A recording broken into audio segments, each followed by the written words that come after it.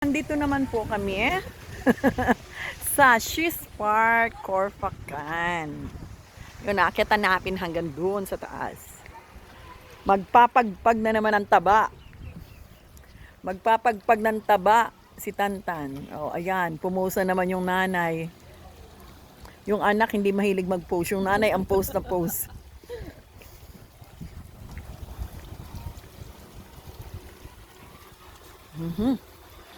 Different naman to. Last time na pumunta kami dito with Del and Adet, ginagawa pa tong park na to. Tapos it's Ramadan time last year, so close. Hanggang gate lang kami. But now, this is it. Nakapasok na kami. Yan, oh. Doon kami sa akyat. Akyat. Oh, pwedeng mag-picnics. Oh, galing. For family.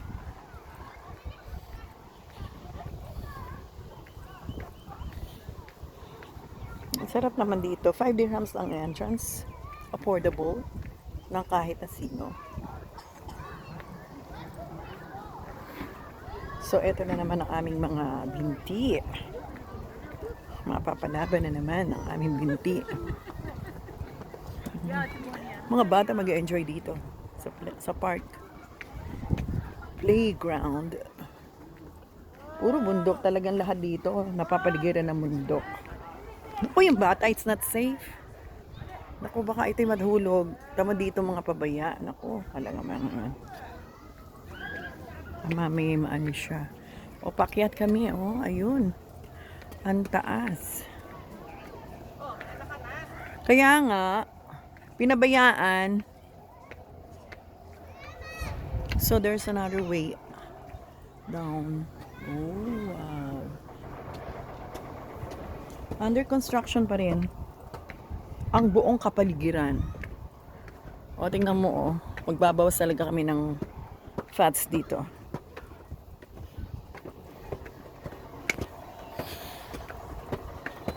Ayan pa. Ano naman kayang gagawin doon? Talagang tinatapyas lahat nila yung bundok para gawing tourist spot.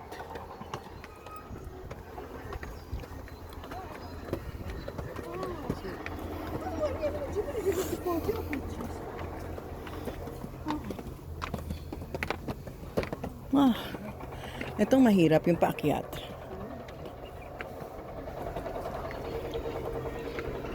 Patayin ko muna.